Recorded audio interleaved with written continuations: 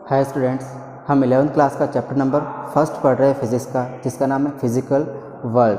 हमने इसमें फ़िज़िक्स का जनरल इंट्रोडक्शन देखा है कि फ़िज़िक्स क्या होती है, फ़िज़िक्स की ब्रांचेस क्या है। उसके बाद हमने ब्रांचेस के बाद पढ़ने के बाद हमने देखा था कि हमारी लाइफ में फ़िज़िक्स का क्या कंट्रीब्यूशन रहा है, टेक्नोलॉजी के फील्ड में क्या कंट्रीब्यूशन रहा है, सोशल फील्ड में क्या कंट्रीब्यूशन रहा है। आज हम देखते हैं कि कुछ जनरल फोर्सेस, फंडामेंटल फोर्सेस, उनके बारे में हम डिटेल से पढ़ते हैं। तो हमारा टॉपिक है आज का फंडामेंटल फोर्सेस इन नेचर।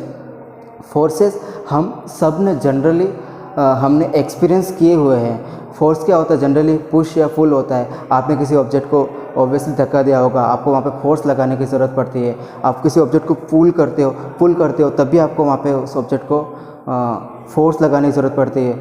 और जैसे आप किसी ऑब्जेक्ट को ऊपर की तरफ फेंक रहे हो, फेंकने में भी आपको कुछ न कुछ फोर्स लगाना पड़ता है। आप जैसे किसी मेले में गए और चक्री में बैठे हो वहाँ पे, तो आपको आउटवर्ड फोर्स में फील होता है, आपको लगता है बाहर की तरफ जैसे आपको धक्का लग रहा हो। इस तरह से आपने जनरली पढ़ा भी होगा कि जैसे हाइट के साथ हम ऊपर की तरफ जाते हैं तो बॉडी के ऊपर जो एटमॉस्फेरिक प्रेशर है वो कम होता जाता है। उसके बाद आप किसी फ्लोइंग ऑब्जेक्ट यानी कोई मूविंग ऑब्जेक्ट है, वो आपको अगर हीट करता है तो आपको चोट लगती है उसके कारण। मतलब ये सारी चीज़ें एक तरह से फोर्स है, हम जनरली इसको एक्सपीरियंस्ड करते आए हैं।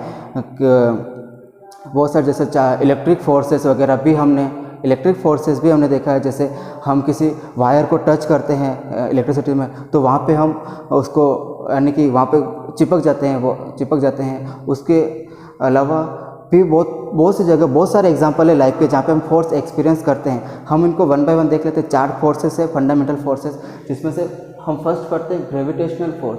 ग्रेविटेशनल फोर्स आप लोग ने पढ़ा भी है बेसिक 10th तक कि सेलेस्टियल ऑब्जेक्ट जो है वो आपस में अपनी अपनी पोजीशन पर फिक्स होते हैं। जैसे अर्थ है, अर्थ सन के चारों तरफ एक फिक्स्ड पाथ में रिवॉल्व करती है, तो सन यानी वहाँ पे कोई ना कोई फोर्स तो उसको बाउंड कर रहा होगा, तभी वो सन से ना तो वो दूर जाती है ना ही वो सन के पास जाती है। एक फिक्स्ड पाथ में वो रिवॉल्व करती है सन के चारों तरफ। उसके अलावा हर एक जो सेलेस्टियल ऑब्जेक्ट उनकी पोजीशन फिक्स है, आपस में टकराते नहीं है।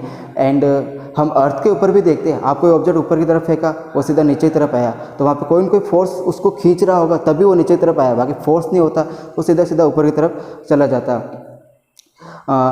यानी कि ये जो ग्रेविटेशनल फोर्स है 2 ऑब्जेक्ट के बीच में लगता है और काफ़ी हाई रेंज तक लगता है। डिस्टेंस काफ़ी दूर डिस्टेंस, जैसे सन और अर्थ है काफ़ी दूर है, फिर भी ये फोर्स इनके बीच में वर्क कर रहा है। बहुत पास के ऑब्जेक्ट में भी वर्क करता है। ये अर्थ के ऊपर कोई 2 ऑब्जेक्ट है उनमें भी ये वर्क करेगा। अर्थ और अर्थ के ऊपर रखे ऑब्जेक्ट के बीच में भी ये वर्क करता है। मतलब कि ग्रेविटेशनल फोर्स 2 ऑब्जेक्ट के बीच का एक अट्रैक्टिव फोर्स है।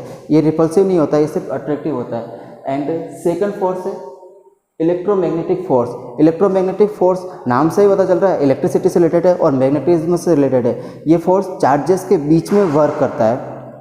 कि जैसे हमने पढ़ा होगा 10th क्लास में आपने पढ़ा होगा चार्जेस के बारे में। लाइक चार्ज होते हैं वो आपस में रिपेल करते हैं और अनलाइक चार्ज एक दूसरे को अट्रैक्ट करते हैं। और बहुत सारे जैसे इलेक्ट्रोमैग्नेटिक क्रेन्स वगैरह आपने देखी होगी, वहाँ पे क्या होती है, एक कॉपर वायर से वाउंड की हुई करके एक मैग्नेट बनाते हैं जिसमें करंट फ्लो कराते हैं, तो वो एक मैग्नेट की तरफ बिहेव करती है। तो वो भी काफ़ी एबल होती है बड़े बड़े ऑब्जेक्ट को उठाने के लिए। इलेक्ट्रिसिटी यानी चार्ज को फ्लो करवा के हम मैग्नेटिक इफेक्ट प्रोड्यूस करते हैं, यानी कि मैग्नेटिक फोर्स प्रोड्यूस करते हैं। और मैग्नेट के थ्रू हम इसमें इलेक्ट्रिक फोर्स भी प्रोड्यूस किया जाता है।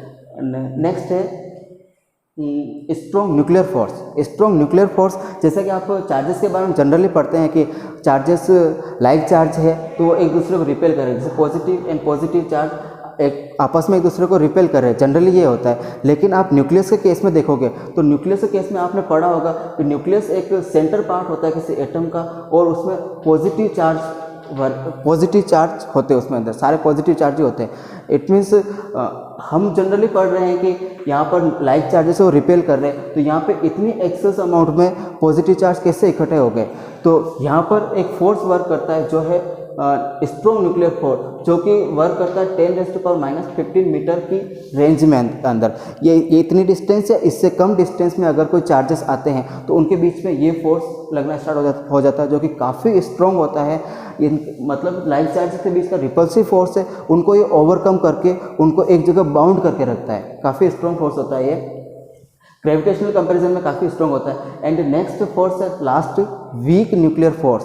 वीक न्यूक्लियर फोर्स मतलब कि इलेक्ट्रॉन और न्यूक्लियस के बीच में जैसे लगता है, जैसे कभी कभार बीटा डीके वगैरह एटम्स में हम देखते हैं कि कोई इलेक्ट्रॉन एटम से बाहर निकला या पॉजिट्रॉन न्यूट्रॉन बाहर निकल रहा है, उससे कुछ एनर्जी रिलीज़ कर रहा है। तो मतलब कि ये जो इलेक्ट्रॉन और न्यूक्लियस जो होते हैं आपस में कुछ वीक फोर्स से बाउंड होते हैं, वीक न्यूक्लियर फोर्स से, जिससे काफ़ी इजीली ये आसानी से ब्रेक भी हो जाते हैं, यानी वहाँ से इलेक्ट्रॉन निकल भी सकता है। और इसकी रेंज होती है लगभग 10⁻⁻16 मीटर के आसपास।